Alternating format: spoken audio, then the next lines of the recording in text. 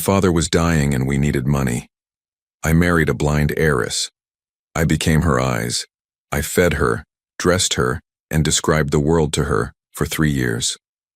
Yesterday, I silently walked into the room and saw her reading my diary. She looked up, locked eyes with me, and said, "I'm not blind, I watched everything. I'm glad to have you here. Follow this story until the end and comment the city you're watching from so I can see how far my story has reached. My name is Gerald, and I married a woman for her money. I can say it now, 3 years later, sitting in this quiet house in Beacon Hill, where the floorboards creak with every step and the smell of lavender lingers in every room. I can admit it because what started as a calculated decision became something I never expected. Something real. It was January of 2021 when Dr. Morrison delivered the news that would change everything. My father Samuel sat in that sterile hospital room, his 73-year-old hands trembling as he gripped mine. The cancer had spread faster than anyone anticipated. The treatment existed, but it came with a price tag that might as well have been written in another language: $250,000.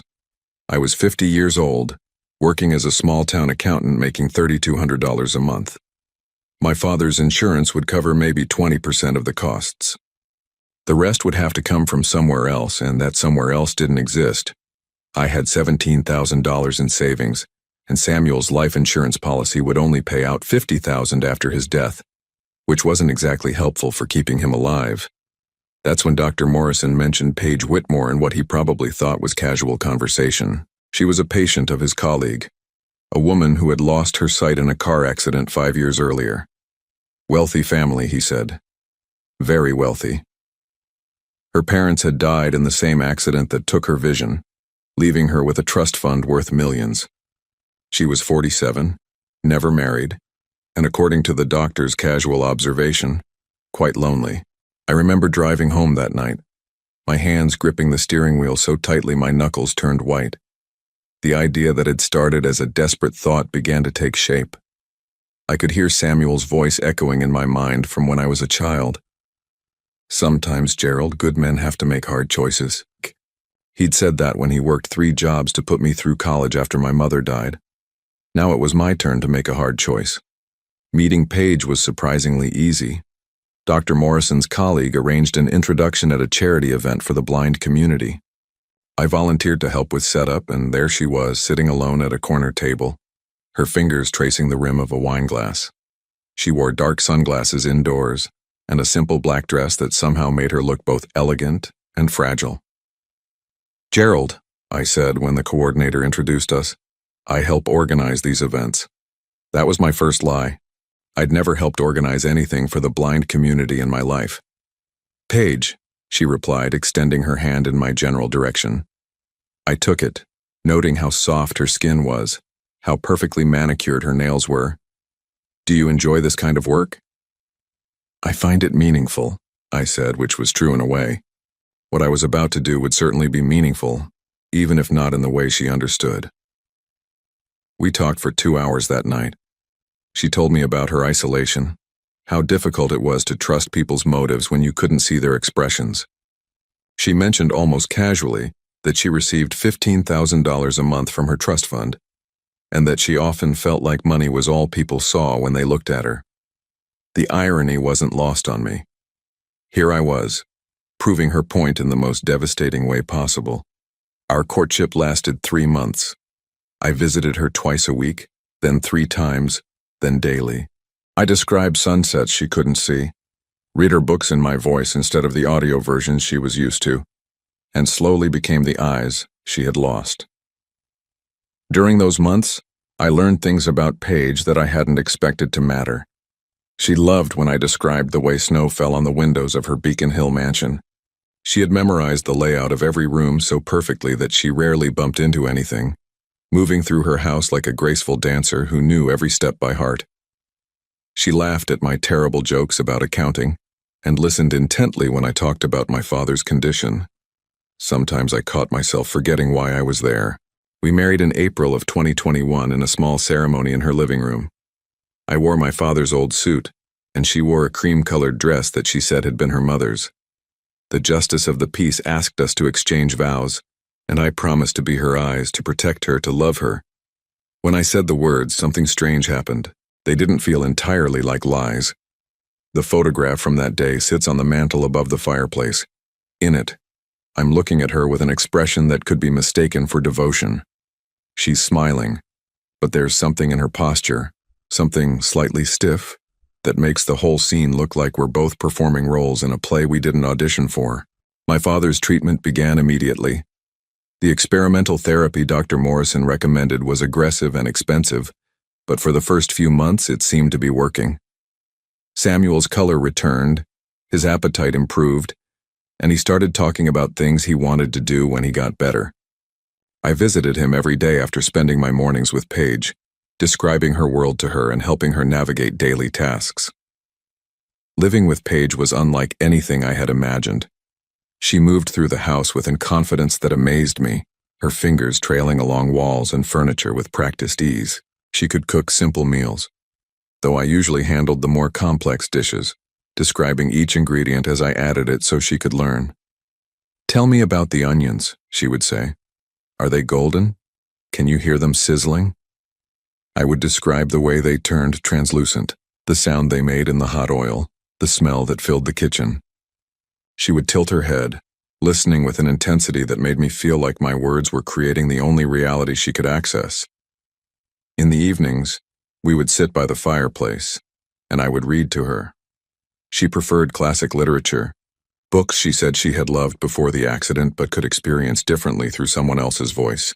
When I read to her, she would close her eyes behind her dark glasses, and sometimes a smile would play at the corners of her mouth. "Your voice changes when you read dialogue," she told me one night. "You become different characters.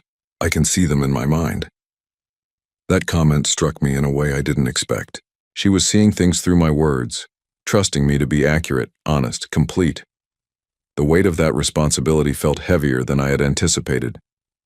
3 months into our marriage, my father took a turn for the worse. The cancer had found new places to grow, and Dr. Morrison's optimism began to fade.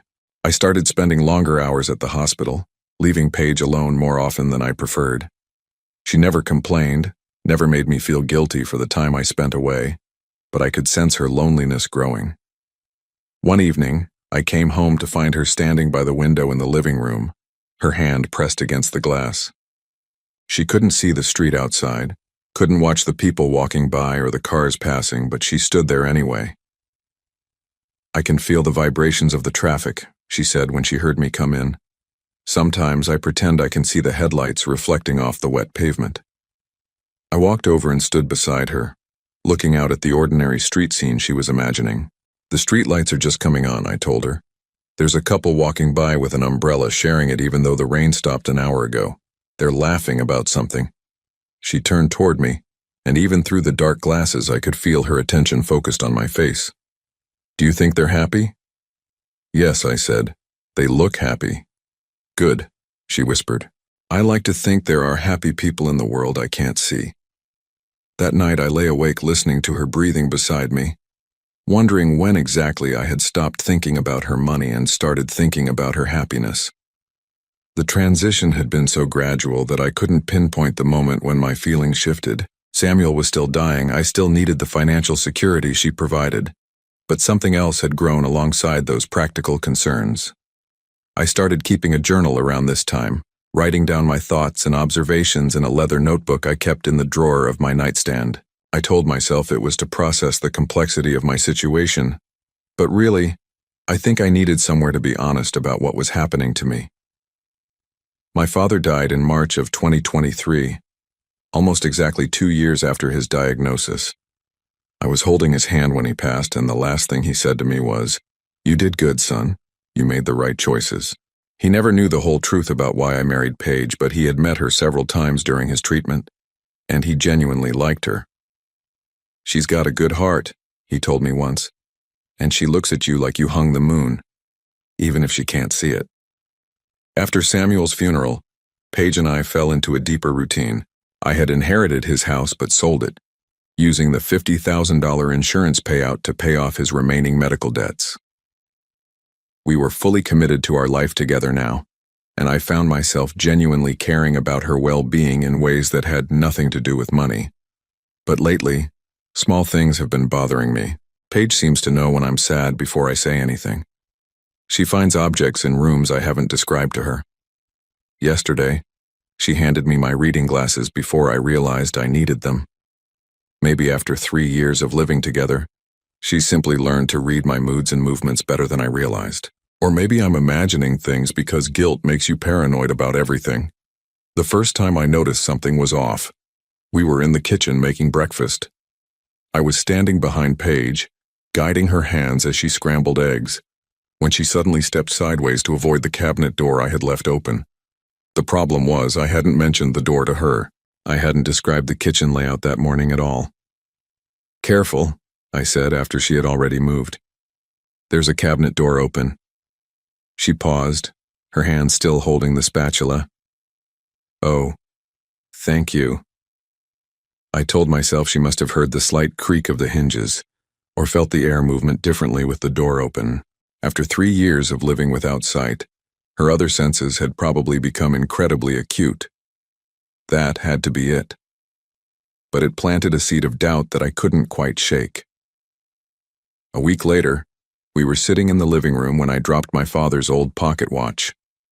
It fell silently onto the thick carpet beside my chair, and before I could even begin to look for it, Paige said, "It's by your left foot." I froze. The watch had made no sound when it fell. The carpet was too thick, and the watch too light. "How did you know?" I asked, trying to keep my voice casual. She tilted her head in that way she did when she was thinking. "I heard it fall. It didn't make any sound." "Everything makes sound, Gerald. You just have to know how to listen." That night I started a new section in my journal. I titled it Observations and began documenting every incident that seemed unusual. I told myself I was being paranoid, that losing a parent makes you question everything, makes you look for patterns that aren't really there. But I kept writing them down anyway. October 15th. Paige knew I was wearing my blue shirt before she touched it or I mentioned the color. When I asked how she knew, she said she could smell the detergent I used for that particular shirt. Possible, but strange. October 20th.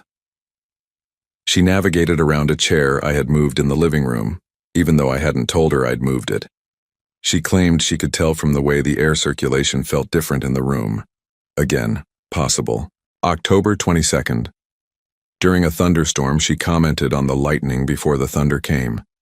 Said she could feel the electrical change in the air. I researched this later and found that some people can indeed sense electrical changes, but it felt wrong somehow. The incidents were small, individually explainable, but they were adding up. I found myself watching her more carefully, studying the way she moved, the way she responded to things.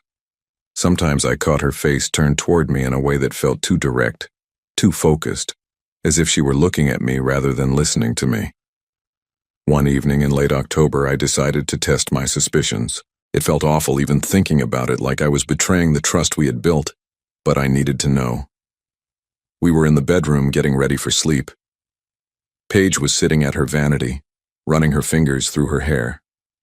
Behind her, reflected in the mirror she couldn't see, I held up 3 fingers. "How many fingers am I holding up?" I asked, trying to make it sound like a joke. She turned toward me, her face blank. "That's not funny, Gerald. I'm sorry, I didn't know how to finish that sentence." She stood up and walked over to me, her hands finding my face with practiced ease. "Are you having doubts about us?"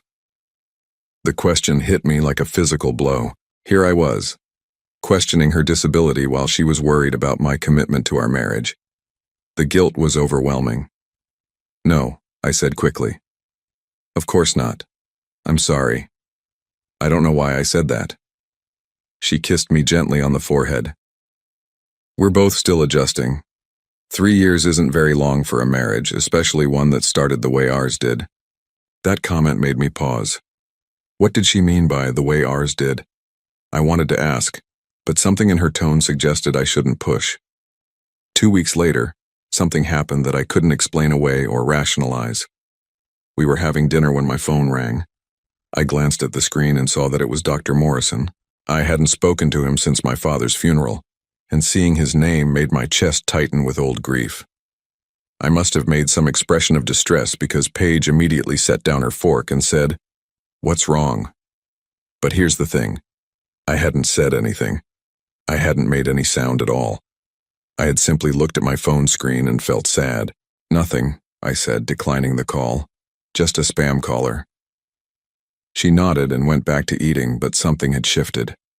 I excused myself and went to the bathroom, where I splashed cold water on my face and stared at myself in the mirror. How could she have known I was upset if she couldn't see my expression? That night I wrote in my journal, "She saw me react to the phone, I'm almost certain, but how is that possible?" The next morning I woke up to find Paige already dressed and sitting by the bedroom window. She was facing outside toward the street, in a way that looked for all the world like she was watching something. "What are you doing?" I asked. "Listening to the morning," she said. "The birds are different today, I think it's going to rain." I looked outside. The sky was gray, and she was right about the rain. But she was sitting in a position that would have been perfect for watching the street if she could see it. I started paying closer attention to her daily routines.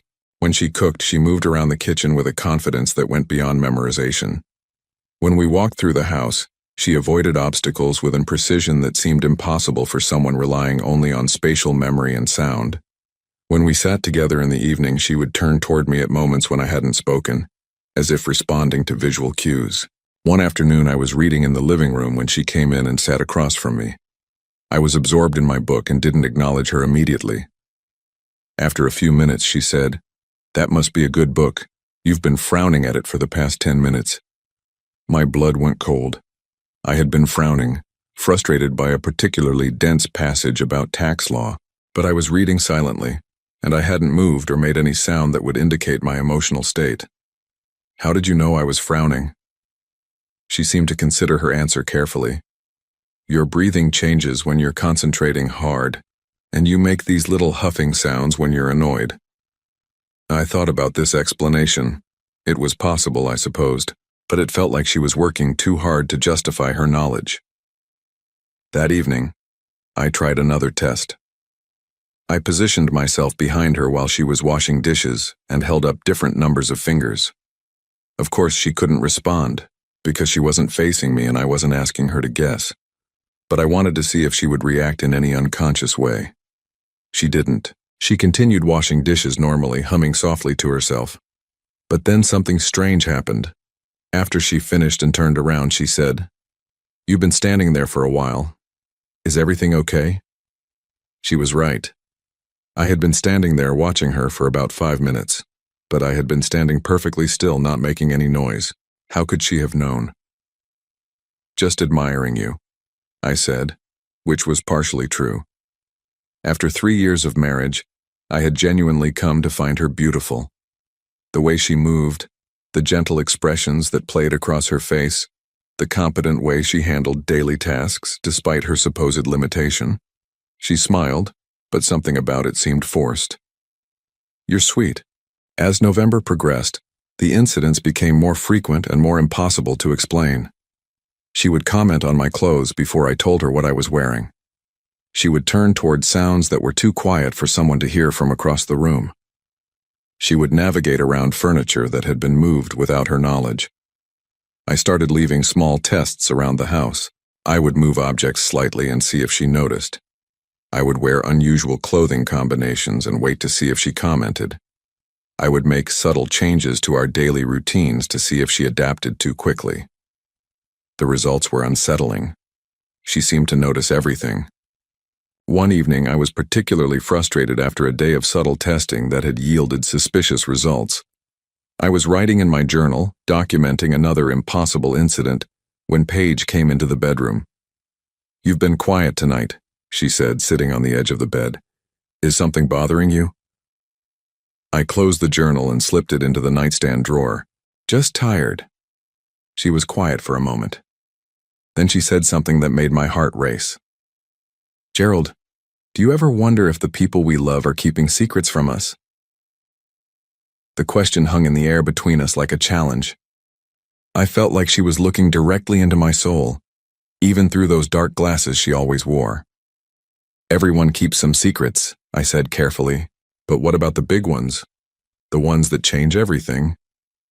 I stared at her, my pulse pounding. Was she talking about my original motives for marrying her? Or was she talking about something else entirely? What kind of secrets are you thinking about? She lay down beside me and curled up against my shoulder. Nothing specific, just wondering. But as I held her that night, feeling her breathing against my chest, I couldn't shake the feeling that she knew something I didn't know she knew. The next morning, I made a decision. I was going to start being more systematic about my observations. If Paige was hiding something about her condition, I was going to figure out what it was. I owed it to both of us to understand the truth. I had no idea how much the truth was going to cost. It happened on a Tuesday morning in early November. I had told Paige I was going to the grocery store, but I forgot my wallet and came back 15 minutes later. The house was quiet when I entered through the front door, my footsteps muffled by the thick Persian rug in the hallway. I was heading toward our bedroom to get my wallet when I heard something that made me freeze. The soft sound of pages turning. Not the thick, deliberate movement of someone reading Braille, but the quick, light flutter of someone scanning regular text. My heart started pounding as I crept closer to our bedroom. The door was slightly ajar, and through the gap, I could see Paige sitting at the small desk by the window. She wasn't wearing her dark glasses. Her head was bent over something, and her eyes were moving back and forth across the page in the unmistakable pattern of someone reading. The something she was reading was my leather journal. For a moment, I couldn't process what I was seeing. My wife, who had been blind for 5 years, was reading my private thoughts with perfect ease. The woman I had been caring for, describing the world to, guiding through daily life, was sitting there absorbing every doubt, every observation, every guilty confession I had written about our marriage. I must have made some sound, a sharp intake of breath or a footstep on a creaky floorboard because she looked up. Our eyes met directly, and in that instant the entire foundation of our relationship crumbled. She didn't look startled. She didn't fumble for her glasses or try to pretend she hadn't been reading. She simply closed the journal carefully and said, "Hello, Gerald. You can see." The words came out as a whisper. "Yes." "How long?" She set the journal down on the desk and turned to face me fully. Without the dark glasses, her eyes were a clear blue I had only glimpsed briefly during our wedding ceremony. They were intelligent, alert, and completely focused on my face. I was never blind, Gerald. Not for a single day of our marriage. The room started spinning around me. I gripped the doorframe to steady myself, feeling like I might collapse. "That's impossible. The accident. The doctors," Dr. Morrison said. Dr. Morrison said what I needed him to say. Her voice was calm, matter-of-fact, as if she were discussing the weather. "The car accident was real. My parents did die, but I never lost my sight." I stumbled into the room and sat heavily on the edge of our bed. 3 years. For 3 years you've been. Watching you, yes. The simple admission hit me like a physical blow. Every moment of tenderness, every careful description of sunsets and strangers on the street, every gentle guidance through daily tasks, every time I had thought I was alone with my thoughts and emotions, she had been watching. Why? The word came out broken, barely audible. Paige stood up and walked over to the window, looking out at the street she had pretended never to see. Because I needed to know if someone could love me for who I am, not what I have. Because I've spent my entire adult life wondering if people care about me or my trust fund. "So you lied to everyone." "Yes, just like you did." The accusation stung because it was true. I had lied about my reasons for marrying her, just as she had lied about her condition. But somehow her deception felt bigger, more elaborate, more cruel. "I read your journal, Gerald. All of it. I know you married me because your father was dying and you needed money for his treatment." She turned back to me, her expression unreadable. "But I also know what else you wrote." My stomach dropped. I knew exactly what else I had written. Entries about how I had grown to care for her, how her laugh made me smile, how I looked forward to our evening reading sessions, how holding her at night had become the best part of my day. I had documented my transformation from a desperate man using a woman to someone who genuinely loved his wife. You wrote about watching me sleep, she continued, her voice softer now. About how peaceful I looked. About how you worried when I had nightmares. About the night you cried because you thought I was getting sick, and you couldn't bear the thought of losing me. I remembered that night. She had been running a fever, and I had sat up all night monitoring her temperature, terrified that something was seriously wrong. I had written that I realized, in those dark hours, that my feelings for her had become real, that I loved her regardless of why I had married her. You saw all of that? I asked. I saw you cry, Gerald. I saw you hold my hand while you thought I was unconscious with fever. I saw you pace the room, worried sick about a woman you supposedly married for money. The betrayal was overwhelming, but there was something else mixed in with it. A strange relief that she knew the truth about my feelings, even if she had learned it in the worst possible way. How? I asked. How did you fool everyone? The doctors, the nurses, Dr. Morrison's colleague. Dr. Peterson isn't Dr. Morrison's colleague. He's my cousin. He's been helping me maintain this fiction for 5 years. She sat down in the chair across from me, finally removing the facade of careful movement I'd grown so accustomed to. The charity events, the support groups for the blind, the whole community I was supposedly part of. It was all carefully orchestrated. But why? Why go to such elaborate lengths? Because I'm worth $2.5 million, Gerald. Because I inherited my parents' entire estate when I was 42 years old. Because every man I dated after that saw dollar signs when they looked at me. Her voice grew bitter. Because I needed to know if anyone could love me when they thought I was helpless and needy instead of rich and independent. I stared at her, trying to process the magnitude of what she was telling me. So I was what? A test subject? At first, yes. She met my gaze directly, not flinching from the accusation. Dr. Peterson told me about your father's condition, about your financial situation. I thought you would be perfect for my experiment. A man desperate enough to marry a disabled woman for money, but decent enough to actually take care of her. An experiment. The words tasted bitter in my mouth. But you became more than that. She leaned forward, her voice taking on an urgency I had never heard before. Gerald, I watched you transform. I watched you go from someone who was performing kindness to someone who genuinely felt it. I saw you fall in love with a woman you thought was broken. How could you watch me suffer through my father's death and not say anything? How could you let me believe I was alone in my grief when you were right there seeing everything? Because you weren't alone. You held my hand through every difficult night. You told me about your memories of him. You shared your pain with me, even when you thought I couldn't fully understand it because I couldn't see your expressions. She paused, but I could see them, Gerald. I saw every tear, every moment of anguish, and I wanted to comfort you, but I couldn't break character. The cruel irony of it hit me like a wave.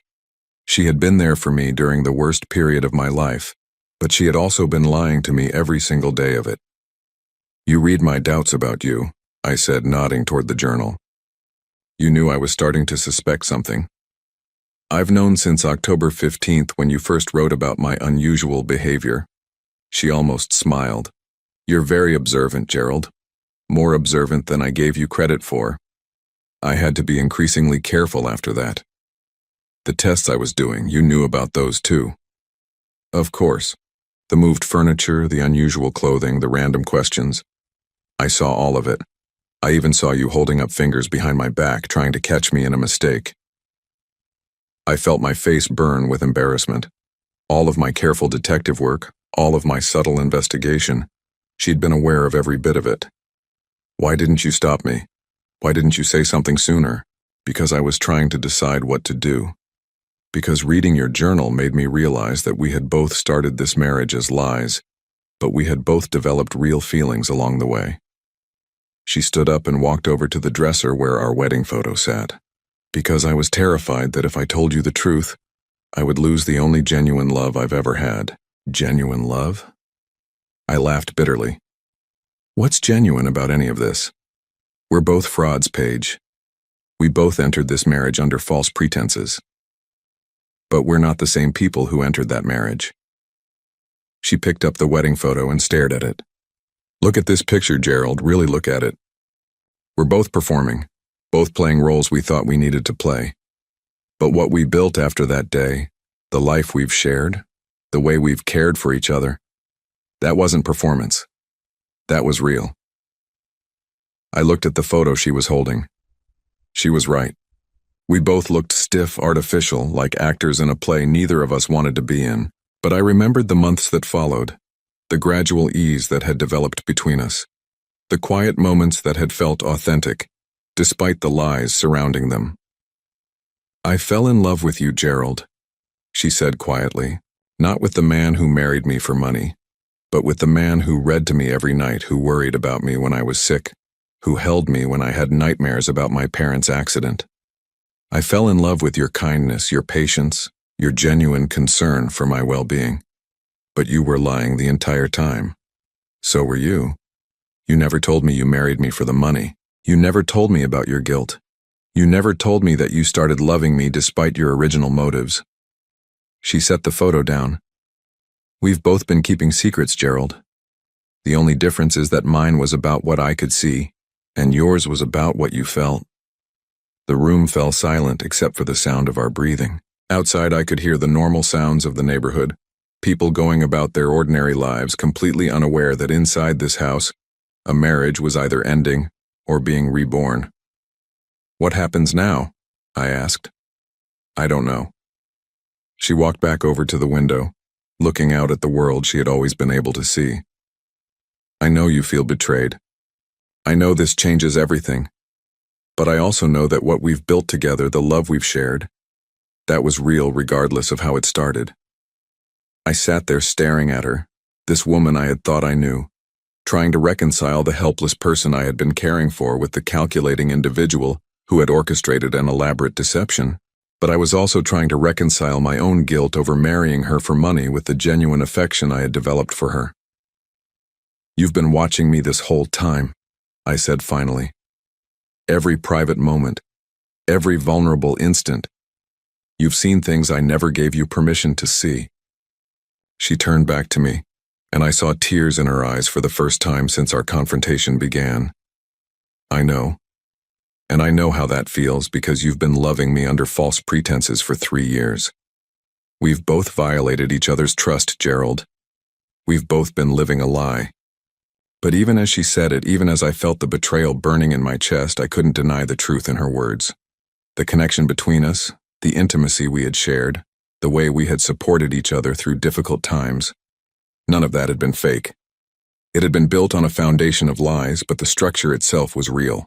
The question was whether that structure could survive the truth. The silence that followed Paige's admission stretched between us like a chasm. I sat on our bed, staring at this woman I thought I knew, while she stood by the window looking out at a world she had always been able to see.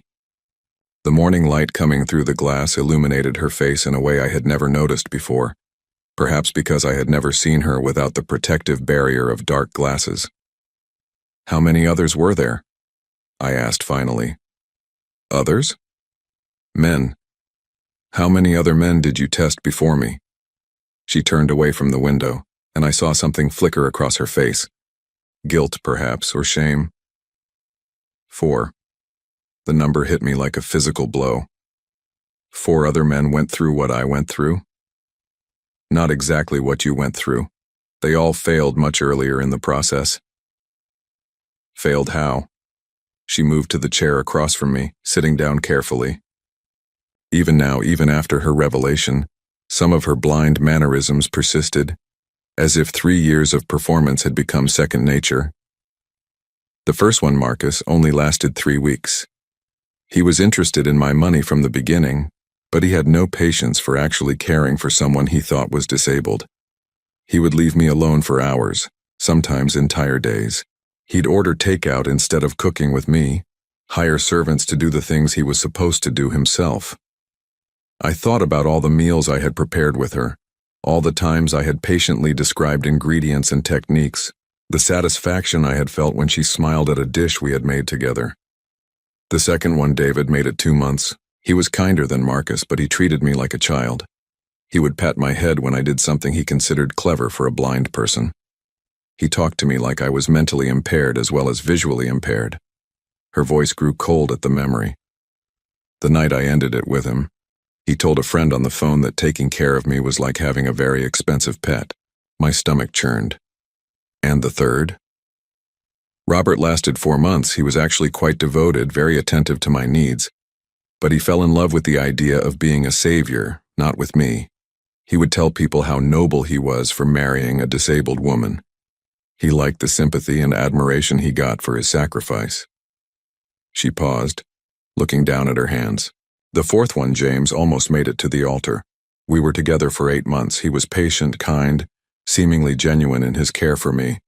But he had a weakness for gambling, and he started using my monthly allowance to cover his debts.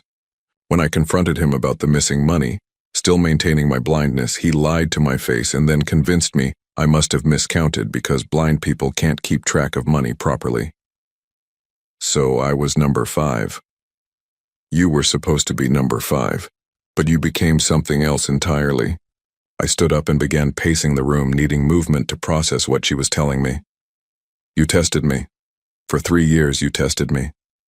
At first, yes, but Gerald, you have to understand. After the first few months, it stopped being a test. It became real life.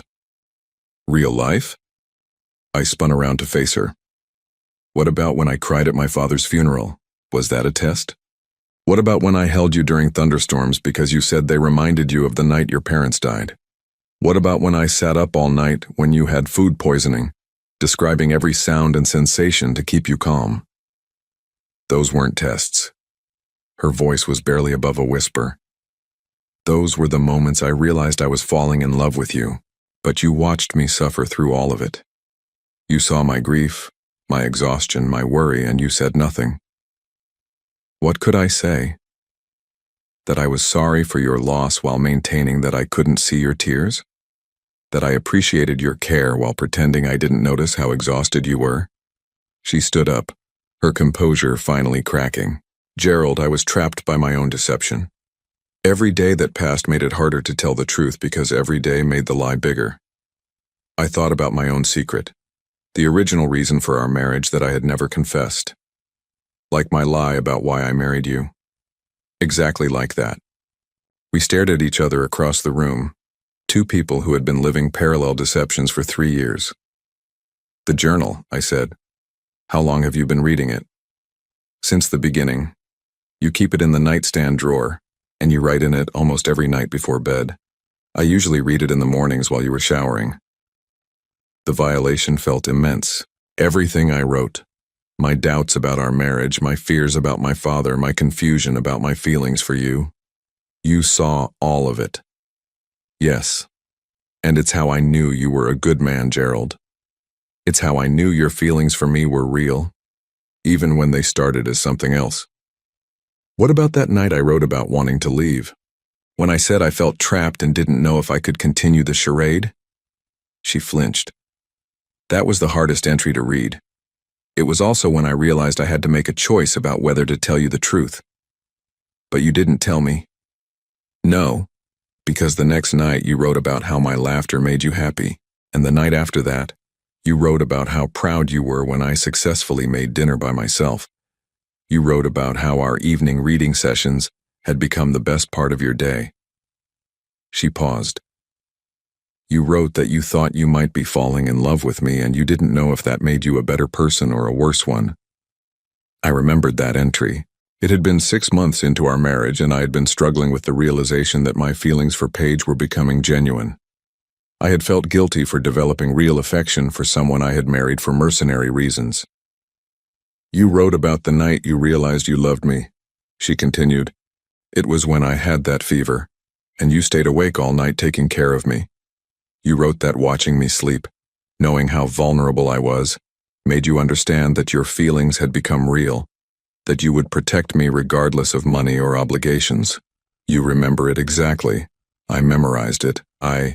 Because it was the moment I realized that my test had become real life for both of us.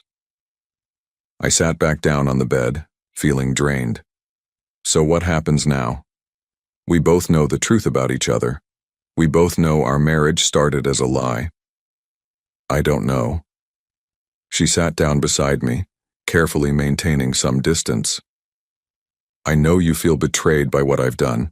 I know watching me without my knowledge feels like a violation. It does.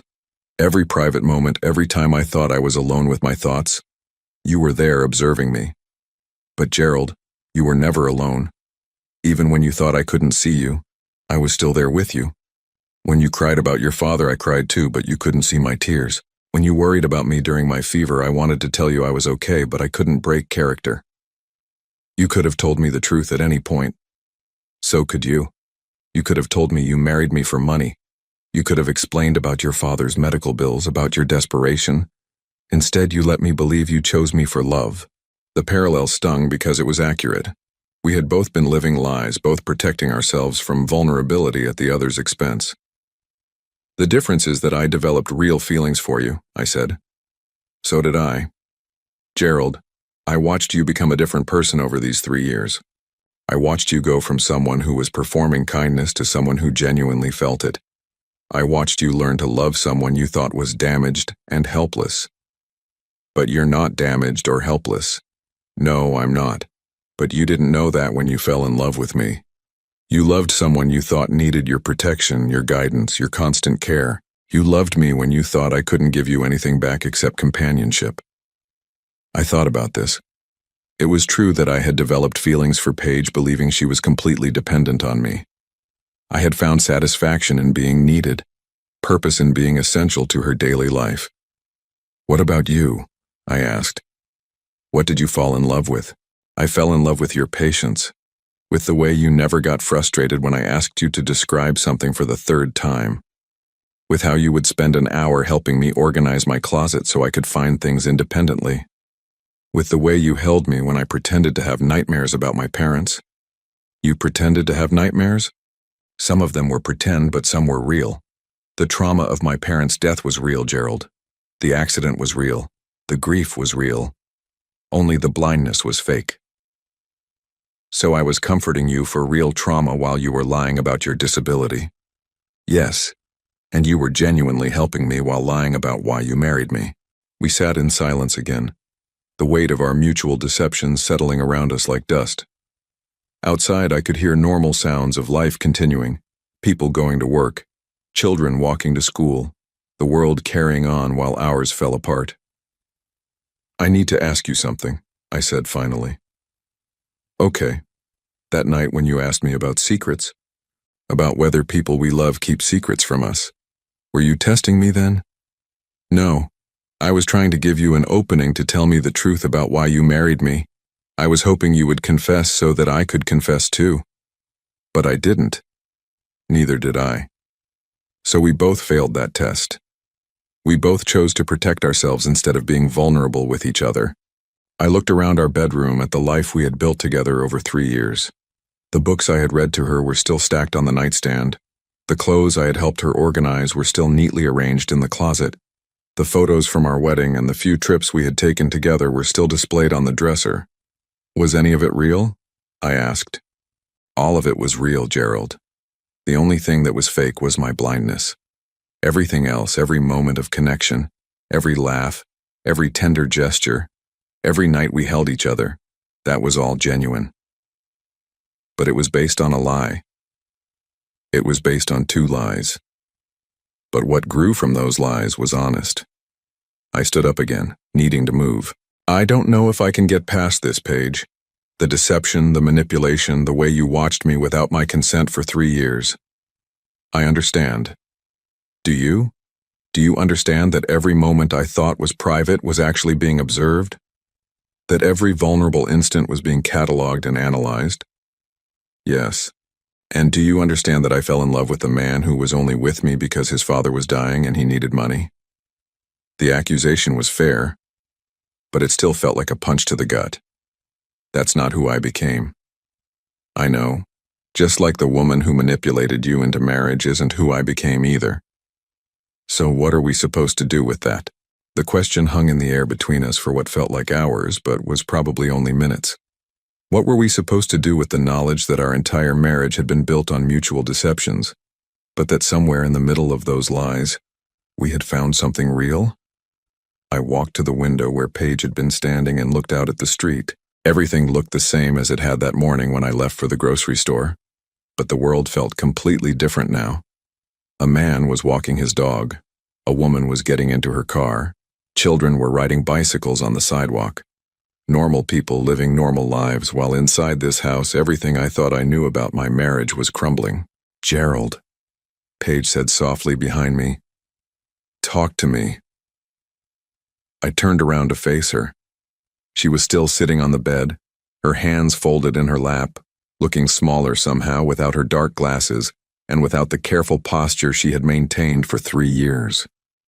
"I need to understand something," I said. "When you watched me grieve my father, when you saw me crying and exhausted and falling apart, how could you not say something? How could you let me suffer alone when you could see exactly how much pain I was in? I wasn't letting you suffer alone. I was suffering with you. But I didn't know that. I thought you couldn't see how much I was struggling. I thought I was protecting you from the worst of my grief because you had enough problems of your own. I know. And I wanted to comfort you more than you'll ever understand. There were nights when you would cry yourself to sleep thinking I was already asleep, and I would lie there wanting to hold you, wanting to tell you that everything would be okay, but I couldn't without revealing everything. I thought about those dark months when my father was dying, how I had tried to be strong for Paige during the day, and then would collapse with exhaustion and grief when I thought she couldn't see. Knowing that she had witnessed all of that vulnerability without my consent felt like being stripped naked in public. You saw me at my weakest moments and said nothing. Yes, just like you lived with me for 3 years knowing you had married me for money and said nothing.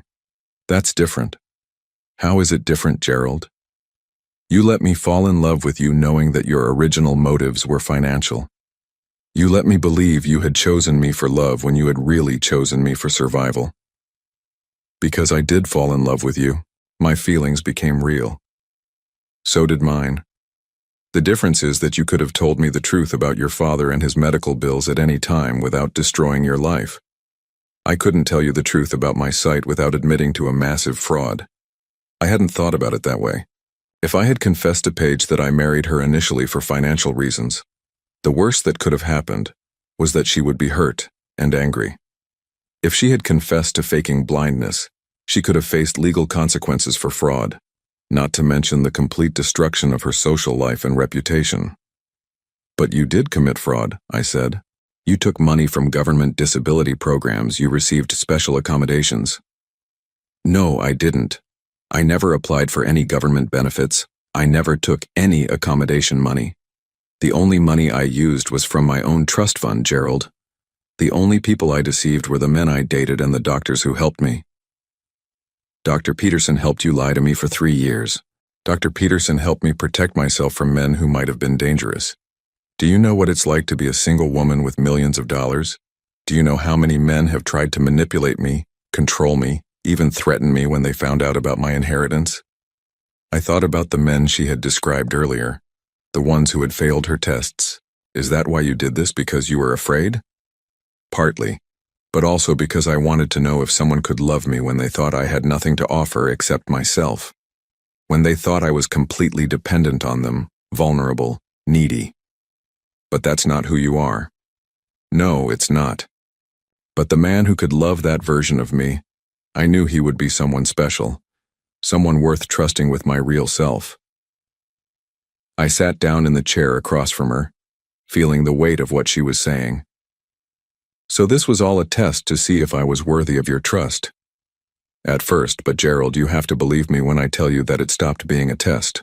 Watching you care for me, watching you sacrifice for me, watching you develop genuine feelings despite your original motives. That wasn't part of any experiment. That was just life. Life built on lies. Life built on 2 lies that became one truth. What truth? That we love each other. Really love each other. Not the people we pretended to be, but the people we actually are. I stared at her, this woman who had deceived me so completely and yet had somehow become the most important person in my world. How can we love each other if we don't even know each other? But we do know each other, Gerald. I know that you talk in your sleep when you're worried. I know that you make coffee for 2 every morning even though you think I can't drink caffeine. I know that you read the same passage of a book 3 times when it reminds you of something sad. I know that you cry during commercials about fathers and sons. You know all of that because you were spying on me. And you know that I have nightmares about my parents, that I hate thunderstorms, that I laugh at terrible jokes just to make you feel good about telling them. You know that I prefer tea to coffee, but I never corrected you because I liked that you were trying to take care of me. You know all of that because you were paying attention to someone you thought could never reciprocate your care. She was right. I did know those things about her, and she did know those things about me. The problem was that all of our knowledge was tainted by the circumstances under which it was gained. I feel like I've been living in a house of mirrors, I said. Everything I thought was real was just a reflection of something else. The feelings were real, Gerald. The love was real. But how can I trust that? How can I trust anything about our relationship when it was all based on deception? The same way I can trust that your love for me is real even though you initially married me for money. The same way I can trust that your kindness was genuine even though it started as necessity. That's different. No, it's not. We both started this marriage with ulterior motives. We both developed real feelings despite those motives. We both kept secrets that could have destroyed what we built. I stood up and began pacing again, needing movement to process the complexity of what she was saying. But your secret was bigger, Paige. Your secret involved watching me without my knowledge for 3 years. Your secret meant that every private moment I thought I had was actually being observed and cataloged. You're right, it was bigger. But Gerald, I need you to understand something. She stood up and faced me directly. I didn't just watch you. I lived with you. I shared every meal, every conversation, every quiet evening. I may have been able to see you, but you could hear me, touch me, feel my reactions to everything we did together. My responses to you were real. But they were calculated. At first, maybe some of them were. But you can't calculate genuine laughter, Gerald. You can't fake the way someone relaxes in your arms. You can't pretend to be comforted by someone's voice reading to you every night. I thought about all the times I had held her during thunderstorms, how her breathing would slow and her body would relax against mine. I thought about the way she would smile when I described sunsets to her, how she would ask questions that seemed genuinely curious about the visual world she was supposedly missing. How much of it was real? I asked. All of it. Every response. Every emotion. Every moment of connection. The only thing that wasn't real was my blindness. That's a pretty big thing, Paige. I know, but Gerald, think about what you're saying. You're telling me that none of our relationship was real because I could see you. But you're the one who taught me that love isn't about what you can see. You're the one who showed me that intimacy comes from paying attention to someone, from caring about their needs, from being present with them. I taught you that? Yes. When you would describe things to me, you weren't just telling me what you could see. You were telling me what you thought I would want to know, what you thought would make me happy or help me understand. When you helped me cook, you weren't just guiding my hands. You were sharing an experience with me, making sure I felt included and capable. I remembered those cooking sessions, how proud I had felt when she successfully completed a complicated recipe, how natural it had become to work together in the kitchen like a team. You made me feel valued for who I was, not for what I could do or what I could see, she continued. You made me feel loved for my thoughts, my humor, my companionship, not for my appearance or my abilities or my money. But I did marry you for your money. Initially, yes, but that's not why you stayed married to me. After your father died, you could have left. The medical bills were paid, your obligation was fulfilled. But you didn't leave. She was right about that. After Samuel's funeral, I had had several opportunities to end our marriage gracefully. I could have claimed that caring for a disabled wife was too difficult without the motivation of my father's medical needs. Instead, I had found myself wanting to stay, wanting to continue building the life we had started. I stayed because I had grown to love you, and I fell in love with you because of how you stayed. Because of how you treated me when you thought I couldn't see your kindness, couldn't appreciate your sacrifice, couldn't reciprocate your care. But you could see it. You could see all of it. Yes, I could. And what I saw was a man who was genuinely good, even when he thought no one was watching. What I saw was someone who kept his promises even when they became harder than he expected. What I saw was a person who learned to love someone he initially saw as a means to an end. I stopped pacing and looked at her. What I fell in love with was the illusion. The woman I thought I married doesn't exist. She does exist, Gerald. I am that woman. I do need comfort during thunderstorms. I do love hearing you read. I do laugh at your terrible accounting jokes. The only difference is that I can also see you when you tell them. That's not a small difference. No, it's not. But it's not the difference that matters most. What matters most? What matters most is whether you can forgive me for the lie, and whether I can forgive you for yours. What matters most is whether we can build something honest from here, or whether we're going to let our past deceptions destroy what we've built. I looked at her standing there, no longer hiding behind dark glasses, no longer moving with the careful deliberation of someone navigating the world without sight. She looked like a completely different person, but she also looked exactly like the woman I had fallen in love with. I don't know if I can do this, Paige, I said finally. I don't know if I can get past the feeling that I've been living a lie for 3 years. Then don't try to get past it. Just decide if you want to try living the truth. What would that look like? I don't know. We'd have to figure it out together. Honestly, this time. The weight of the decision felt enormous. Everything familiar about our life together would have to be rebuilt from the ground up. Every routine, every assumption, every comfortable dynamic would have to be renegotiated now that we both knew the truth about each other. I need time, I said. I understand. I mean real time, not just a few hours or a few days. I need to think about whether this marriage can survive the truth. How much time? I don't know. Maybe we should separate for a while. Maybe I should stay somewhere else while we figure this out. The suggestion hung in the air between us, and I saw something flicker across her face. Fear, maybe. Or loss. If that's what you need, she said quietly. I think it is. Okay. We stood there looking at each other across the room that had been our shared bedroom for 3 years. Tomorrow, it would just be hers again, and I would be somewhere else, trying to figure out whether the love we had built could survive the truth about how we had built it. I spent 2 weeks in a hotel room downtown, staring at the ceiling and trying to make sense of everything that had happened. The Marriott on State Street became my temporary refuge while I attempted to untangle 3 years of love built on mutual deception. Every morning I would wake up expecting to describe the weather to Paige, to guide her through breakfast, to read her the news. Instead, I sat alone with my coffee and my thoughts, trying to decide whether our marriage could survive the truth. The first few days were the worst. I felt angry, betrayed, manipulated. I kept thinking about all the moments when I had believed I was alone, only to realize that Paige had been watching me the entire time. The privacy I thought I had during my father's illness, the vulnerable moments when I had let my guard down, the times I had talked to myself or cried when I thought she couldn't see me. All of it had been observed and catalogued, but as the anger began to fade, other feelings took its place. I found myself missing her laugh, missing our evening reading sessions, missing the comfortable routine we had built together. I missed describing the world to her, even knowing now that she could see it perfectly well herself.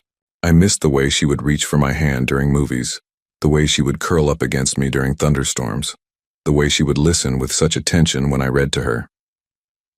On day 10 of my hotel stay, I received a package.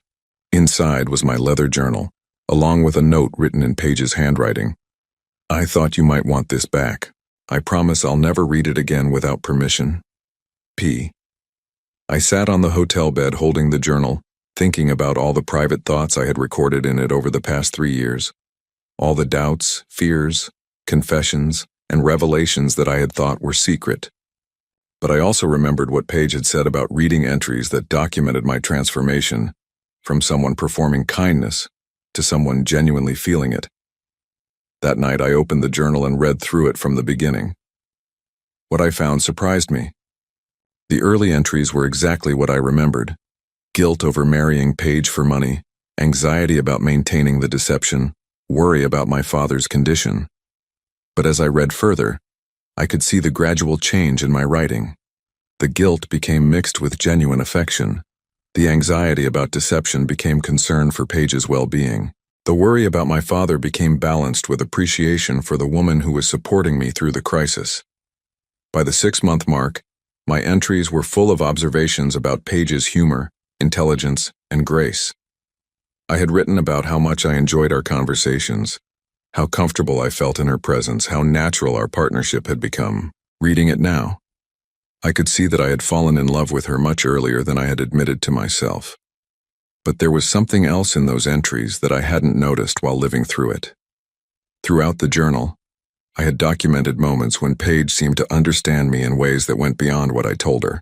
Times when she comforted me before I expressed sadness, when she knew I was worried without me saying so, when she seemed to see straight into my heart. At the time, I had attributed this to her developing acute sensitivity to my moods and voices. Now I understood that she had literally been seeing into my heart, watching my expressions, reading my body language, observing all the non-verbal cues that I thought she was missing.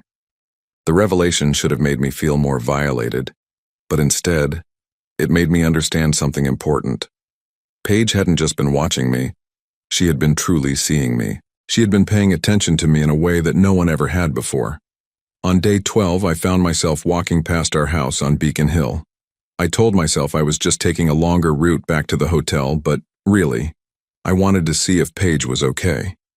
The house looked the same from the outside, but I noticed that the curtains in our bedroom were drawn, which was unusual. Paige had always preferred natural light, and I had gotten into the habit of opening all the curtains first thing every morning. I wondered if she was keeping them closed now, because she no longer had to pretend that light didn't matter to her, or if she was keeping them closed because she was sad. That evening my phone rang. It was Paige. "Gerald," she said when I answered. Her voice sounded smaller than usual, tired. "Hi. I wanted to ask you something and I need you to be completely honest with me." "Okay. Do you hate me?" The question caught me off guard. "No," I said immediately. "I don't hate you." "Are you sure? Because I would understand if you did. What I did was cruel, regardless of my reasons." I thought about this. Did I hate her? I was angry, hurt, confused, but underneath all of those feelings was something else. Something that felt like understanding. "I'm hurt," I said finally. "I feel betrayed, but I don't hate you, Paige." "Good, because I need to tell you something else and I don't want you to hear it from someone who hates me." "What is it?" "I'm moving away." My chest tightened. "Where?" "I have family in California that I haven't seen in years. I think it's time to start over somewhere else, be honest about who I am for the first time in 5 years." "When?" "Next month. I've already started packing." I sat down heavily on the hotel bed. The idea of Paige leaving, of our separation becoming permanent, filled me with a panic I hadn't expected. Is this because of me? Because I needed time? No, Gerald. This is because I need to figure out how to be myself without performing disability. I need to learn how to relate to people honestly. And I can't do that here where everyone knows me as the blind heiress. "What about us?" There was a long pause. "I don't know, that depends on whether you think there's an us worth saving." "Do you?" "Yes, but not the us we were. We can't go back to that, Gerald.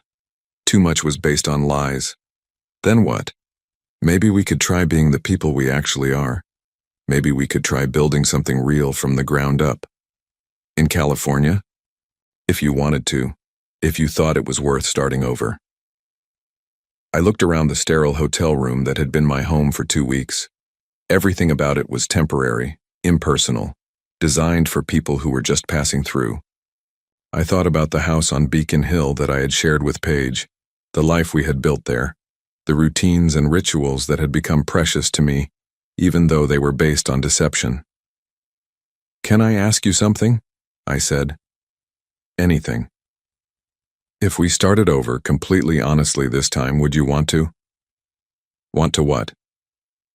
Build something real. Try being married to each other for who we actually are instead of who we pretended to be. Gerald, are you asking if I would marry you again? Knowing the truth about both of us? I realized that's exactly what I was asking. Yes.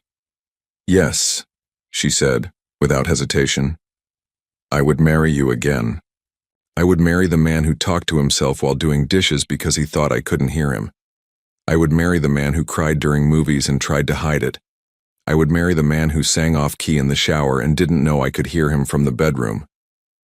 I would marry the woman who pretended thunderstorms scared her just so I would hold her closer, I said. I would marry the woman who laughed at my terrible jokes to make me feel good. I would marry the woman who was strong enough to take care of herself, but kind enough to let me take care of her anyway. Those people exist, Gerald. They're who we really are underneath all the lies. I know.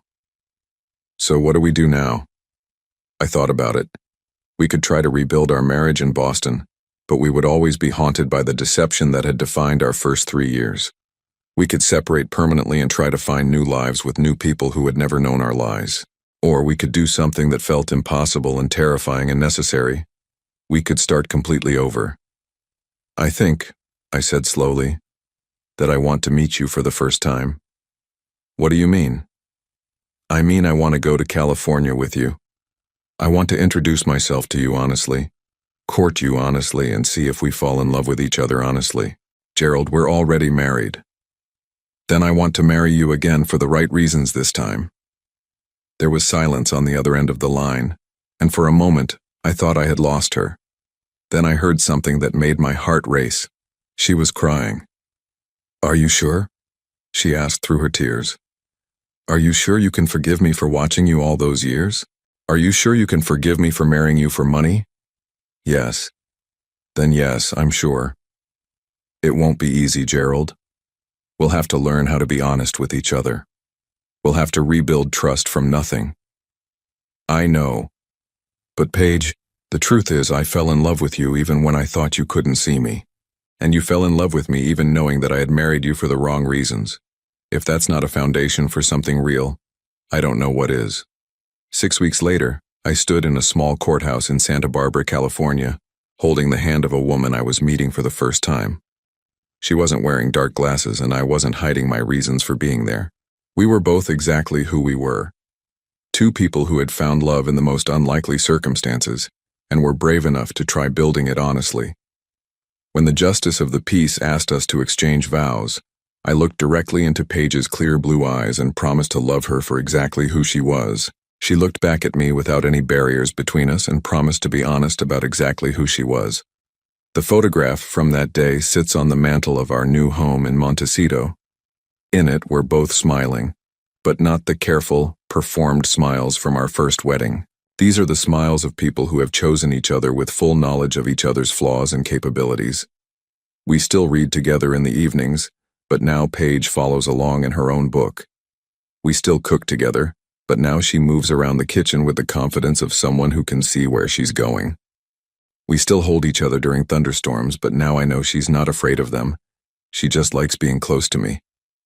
Sometimes we talk about our first 3 years together, about the deceptions and discoveries that brought us to this point. We've agreed that the love was real, even when everything else was fake. We've agreed that we're grateful for the lies that taught us how to love each other honestly. I keep a new journal now and Paige has never asked to read it. But sometimes, when I'm writing in it, she'll sit beside me on the couch and lean against my shoulder while I work. She's not reading what I'm writing, but she's close enough that she could if she wanted to. The difference is that now she has permission. The trust we've built this time is different from what we had before. It's more fragile in some ways, because we both know how easily it can be broken. But it's also stronger, because it's based on choice rather than necessity, on honesty rather than performance, on seeing each other clearly rather than through the filters of our own needs and fears. I married a woman for her money and stayed for her love. She married me to test my character and stayed because I passed the test in ways neither of us expected. We both learned that sometimes the worst reasons for beginning something can lead to the best reasons for continuing it.